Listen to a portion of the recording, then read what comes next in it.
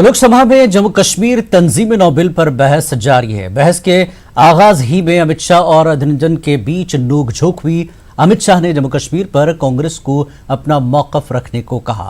कांग्रेस की जानिब से मनीष तिवारी ने जम्मू कश्मीर की तारीखी पस मंजर लोकसभा में पेश किया। उन्होंने जम्मू कश्मीर के हवाले से जवाहर नेहरू की कोशिशों को उजागर किया।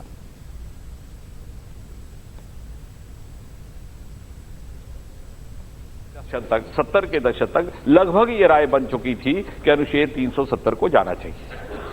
उसके बाद वेस्टेड इंटरेस्ट डेवलप हो गए, अगली पीढ़ी आई राजनीतिक, वो जकड़ के बैठ गए 370 को, क्योंकि सांसद में भी बनने का अवसर मिल जाता था, विधायक बनने का अवसर मिल जाता था, सरकारें बनाते थे। और हमें कहा जा रहा है कि आपने प्रजातांत्रिक असूलों का हनन करके, उल्लंघन करके ये बिल लाया है, तो आप मुझे बताइए कि आपने क्या किया। 1953 में आपने शेख अब्दुल्ला को चलाया, तब तक 53 में आपने उठा करके कोडे कनाल भेज दिया। यह आपका प्रजातंत्र के प्रति मान्यता है। 1983 में आपने फारूक अब्दुल्ला साहब, जिनकी चिंता बालूजी कर रहे और ठीक कर रहे थे, हमारे सीनियर सदस्य, उनको मुख्यमंत्री बनाया। फिर कुछ ही समय के बाद उनका तख्ता पलट करके उन्हीं की पार्टी के लोगों को बीच में से डिफेक्ट करवा के आपने उन्हीं के बहनोई को मुख्यमंत्री बनाया। यह आपका प्रजातंत्र के प्रति आस्था है। और फिर 1987 में जिस प्रकार की रिगिंग हुई है, जब इन दोनों दलों ने सरकार चला रहे थे, उसका यह खमियाजा भुगत जा रहा है कि आज तक एक आतंकवाद का लंबा दौर वहां पर चलता रहा। अब नेशनल कॉन्फ्रेंस की बात की गई। 1953 तक वो भारत के साथ थे। माननीय सदस्य बैठे हैं, you can correct me on record. 1953 के बाद जब आप कोडे कनाल पहुंचे तो वहां की ठंडी आबो हवा में एक नई ज्ञान वृद्धि हुई। आपने प्लेबिसाइड की बात शुरू की, रेफरेंडम हो, जनमानस की राय जानी जाए। रातों रात आपकी प्रतिबद्धता तो अपने अवाम के प्रति भी नहीं है, आप कश्मीर के लोगों के प्रति भी नहीं है। फिर 20-22 वर्ष का यह वनवास गुजरा। 1975 में इंदिरा जी ने आपको पुनः मुख्यमंत्री की गद्दी पर बिठाया। आपने प्लेबिसाइड फ्रंट को डिसॉल्व कर दिया। And in order to justify your U-turn, no, I'm not yielding. You can respond later, Shashi ji. In order to justify this U-turn, this is all on record. A committee was constituted, headed by the then Finance Minister of the state called Devidas Thakur, जिसने ये report दी कि भारत के संविधान के जितने भी प्रावधान जम्मू कश्मीर में लागू हुए हैं, बावजूद 370 के, वो देश हित में है, प्रदेश हित में है। This is what Sheikh Abdullah accepted. 370 के बावजूद जहां आपको सुविधा थी आपने प्रावधान लाए, जहां नहीं थी वहां आपने नहीं लाए। अब कहा जाता है साहब 35A का क्या किया आपने, 370 का क्या किया आपने, पूछा किसको नहीं। उस बात पर मैं आऊंगा 2 क्षण के बाद। पहले ये मुझे बताइए कि आपकी प्रतिबद्धता, कमिटमेंट क्या है 35A और 370 के प्रति। 1975 में जब इंदिरा जी ने इमरजेंसी लगाई तो एक काला कानून है जिसको इतिहास भरे मन से अभी भी स्मरण करता है, कॉन्स्टिट्यूशन अमेंडमेंट 42-43, जिसके तहत विधानसभाओं की अवधि काल 5 वर्ष से 6 वर्ष किया गया। शायद उनको, इंदिरा जी को उस समय लगता था कि अभी अनुकूल वातावरण नहीं है चुनाव कराने के लिए। शेख अब्दुल्ला मुख्यमंत्री थे, तुरंत उसको अपना लिया, तब 370 नहीं दिखा। 3 वर्ष के बाद मुरारजी भाई ने उसे रिवर्स किया, 45-46 में। सारे प्रदेशों की विधानसभाओं का कार्यकाल 6 वर्ष से घट के 5 वर्ष कर दिया गया। आपका वैसे का वैसा रहा। उस समय आपने आड़ ले ली 370। You have misuse 370 for your political benefit and you have been disloyal. You have been disloyal to 370, you have been disloyal to your own people. आप बताइए 35A, बहुत पुरानी बात नहीं, पिछले वर्ष की बात है। पंचायत का चुनाव होता है, आपने बहिष्कार किया। And it's on record publicly. आपने कहा we are not contesting panchayat election till the issue of 335 capital A is resolved.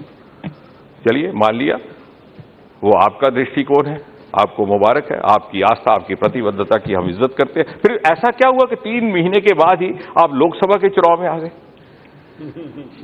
तब 35 से भूल गए? बिकॉज आपको लगा कि 8-10% वोट बैंक होगा और यहां हम बैठकर आ जाएंगे, बालू जी के साथ बैठ जाएंगे।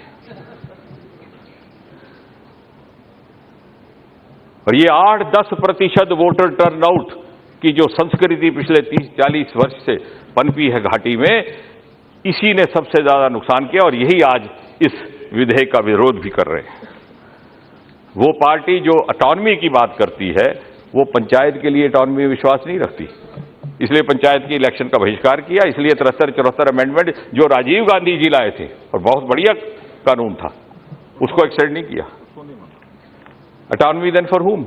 For the family, for the dynasty. और इसलिए अब कहा, एक बात अभी आई, बालू जी हमारे बड़े सीनियर है, उन्होंने भी कही, कुछ और मित्रों ने भी, कि बातचीत नहीं हुई, स्टेक होल्डर से बात नहीं हुई। मैं बड़ी ज्यादा हैरत में पड़ जाता हूं कि कौन है वो stake holder? Is this parliament not a stake holder?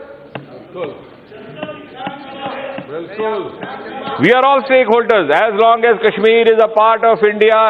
Each of the 130 crore citizens of India is a stakeholder. And we sitting in this house represent 130 crore people of India.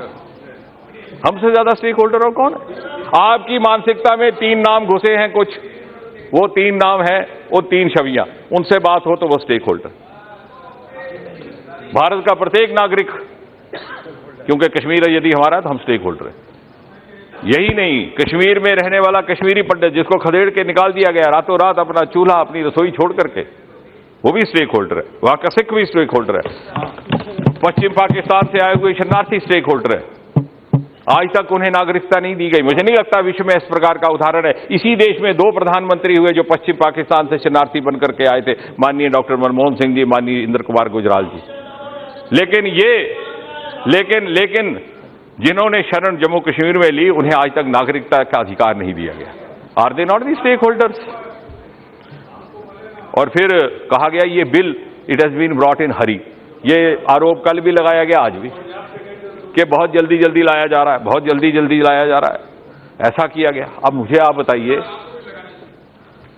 ठहरिए, मैं कानून का विद्वान नहीं, लेकिन थोड़ा बहुत पढ़ा आपसे। हमने वो तो नहीं किया कि रात को राष्ट्रपति को जगा करके इमरजेंसी के दस्तावेज पे दस्तखत करवा।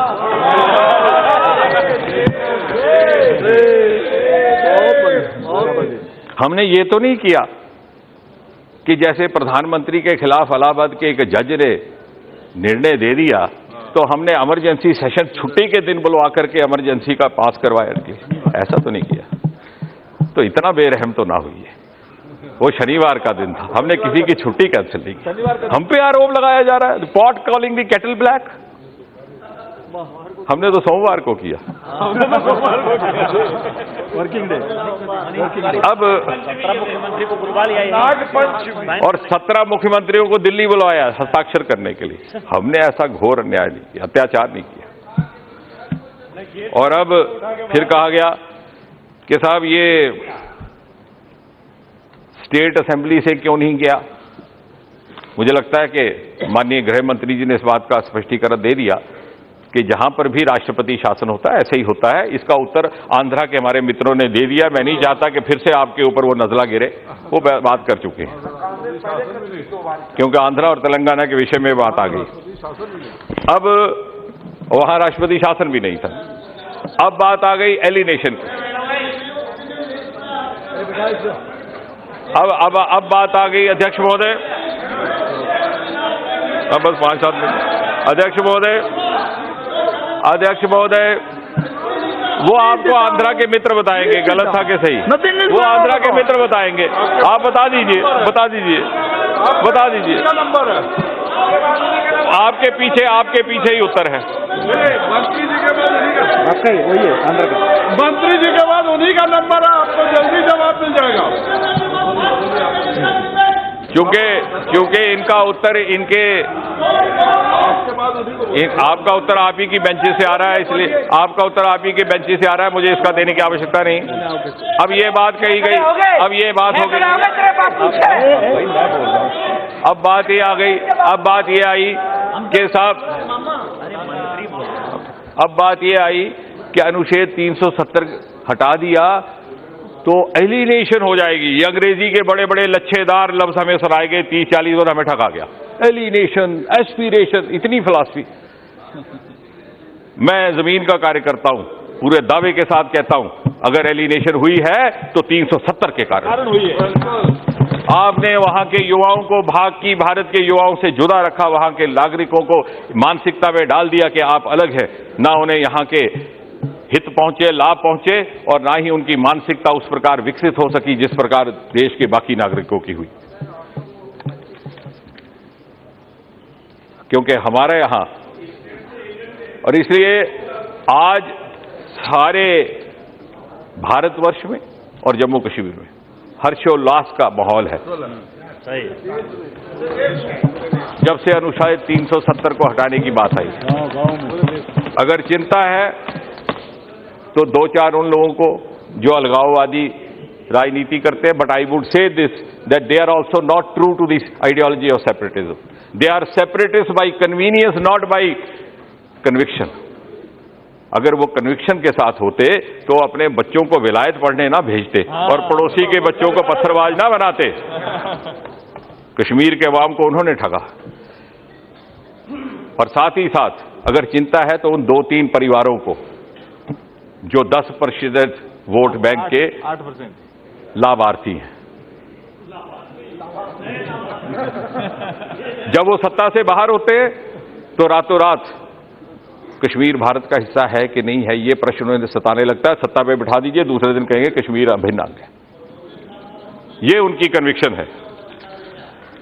और इसलिए, और साथ ही साथ एक वेस्टेड इंटरेस्ट उनके साथ जुड़ गया, और वो चाहते ही नहीं कि कश्मीर के हालात सामान्य हो, क्योंकि यदि सामान्य हो जाएंगे, because they have learn to thrive, to flourish, to sustain their politics in an atmosphere of vacuum.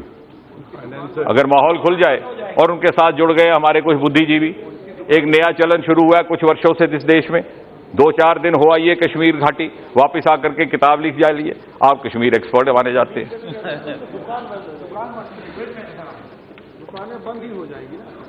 और अगर एलिनेशन का कोई समाधान है तो इसी में है कि 370 को हटाया जाए। अब कहा जाता है कि साहब बेरोजगारी बढ़ जाएगी, बेरोजगारी के कारण वहां पर आतंक आया, तो क्या बेरोजगारी बिहार में नहीं है? बेरोजगारी आंध्रा में नहीं है? तो वहां क्यों नहीं आतंक आया? यहां इसलिए आया कि 370 prove to be a facilitating factor for the promoters of terrorism. Pakistan को मौका मिला, क्योंकि आपने उसको अलग छलग रखा हुआ था और उनको ये मौका मिला। अगर एक खुले माहौल में रहते तो शायद पाकिस्तान के भी मंसूबे वहां पूरे नहीं हुए होते।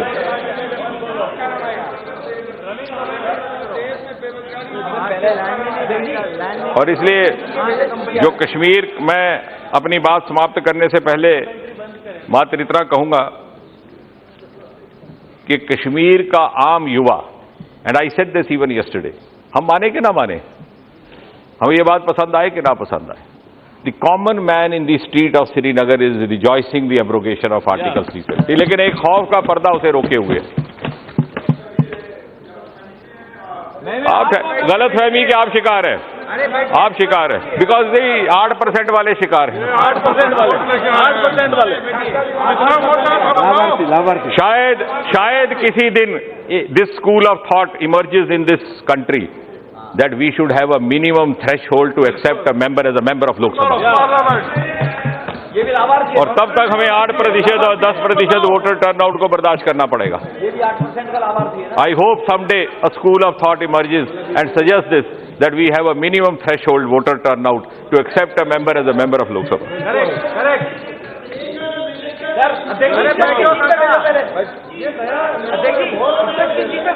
मैं जो बात विज्ञान का विद्यार्थी होने के नाते, यार आप तो चुप करो ना, आप भी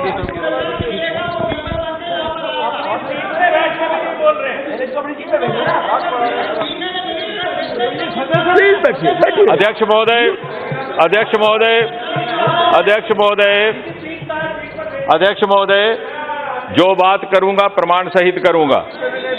कश्मीर का युवा आज इतना एस्पिरेशनल है कि sometimes one tends to believe that he is more aspirational compare to his peers and counter parts in the other parts of country, and I am saying this with evidence.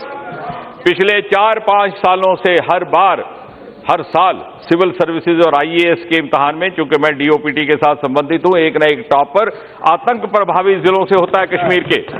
We are not wrong, but you want it to be wrong so that your politics of perversion can survive. 35-40 बच्चे हर साल IIT JEE के परीक्षा में उत्तीर्ण होकर के देश भर में आईआईटी में और इंजीनियरिंग कॉलेज में और एनआईटी में जा रहे हैं। 40 और 50 बच्चे हर वर्ष आतंक प्रभावित जिलों से नीट के इम्तिहान में उत्तीर्ण होकर के देश भर के मेडिकल कॉलेजेस में जा रहे हैं। आर्मी में भर्ती होने के लिए लंबी लाइन। और इनको चिंता है क्योंकि ये चाहते हैं कि सारा देश इसी झांसे में रहे कि हालात बहुत खराब है, हमारे बगैर गुजारा नहीं, हमें बिठा दीजिए।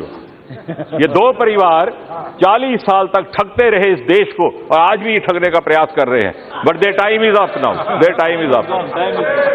क्या हमारे बगैर कोई गुजारा नहीं? बहुत हाल। मैं I am giving you the evidence, giving you the figures, giving you the statistics of the number of youth who have emerged from the most terror-affected districts of Kashmir and done better for themselves compared to their peers in other parts of India. And therefore, to conclude, I would just say that we are a part of a global world. And India today, Meghwal ji का आदेश है कि इस बार शेर नहीं आया, तो मैं मात्र इतना कहूंगा कि we are part of a global world and India has already become an intrinsic part of this global world. And we have no right, absolutely no right to deprive the citizens of Jammu and Kashmir to be a beneficiary of this global culture which is developing. Enormous avenues are unfolding in contemporary India, particularly under the leadership of Prime Minister Modi. The youth of Kashmir has moved on in the development journey of New India. हमें कोई अधिकार नहीं हम उसे वंचित रखे 370 और इस प्रकार के दूसरे अड़चने ला करके। और जैसे मेघवाल जी ने कहा कि हमारी आकांक्षाएं एक जैसी, हमारी उम्मीदें एक जैसी, हमारी मजबूरियां, हमारी बेबसियां भी एक जैसी, हमारा इतिहास एक जैसा। तो शेर इन्होंने मांगा, तो शेर है एक कि मेरी जमीन भी तुम्हारी जमीन से मिलती है, दीदाए पीरे हस्ती बेबसी भी एक सी है। हमारी कहानी पूर्वजों से अब तक एक जैसी, हमारी बेबसियां एक जैसी, हमारी उम्मीदें एक जैसी, हमारी जमीन एक जैसी। तो फिर क्यों ना आप वहां जाके जमीन खरीद सकें।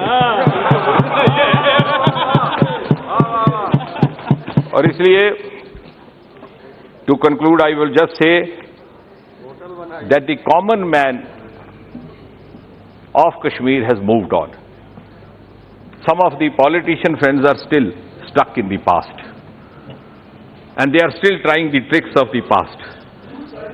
But this is the third generation, post-90 generation. They go by evidence. वो अपने माता पिता पर भी तब तक यकीन नहीं करते जब तक तर्क के साथ उनके आगे बात न रखें. और इसलिए let's not do injustice to them. And I would conclude by saying that there is no such issue as Kashmir issue. ये बार बार कह करके मुद्दा मुद्दा मुद्दा, हम उन लोगों को हथियार देते हैं नैरेटिव बनाने का जो चाहते हैं कि मुद्दा बना रहे ताकि उनकी राजनीति चले, बुद्धिजीवियों का बुद्धिजीवी चले. If at all there is an issue, and this is what was stated by the Congress government and we supported it, only issue is POJK, how to retrieve back पाक अधिकृत जम्मू कश्मीर. वही एक विषय है. और मुझे विश्वास है, जब मैं धन्यवाद करता हूं प्रधानमंत्री श्री नरेंद्र मोदी जी का, जब मैं धन्यवाद करता हूं गृह मंत्री श्री अमित शाह जी का, उनकी क्षमता का, और जिस प्रकार से ये विधेयक लाया गया, तो मुझे विश्वास है कि अब अगला काम यही बचा है हमारा, पाक अधिकृत जम्मू कश्मीर को किस प्रकार भारतीय गणराज्य का हिस्सा. श्री रघु रामकृष्ण राजू.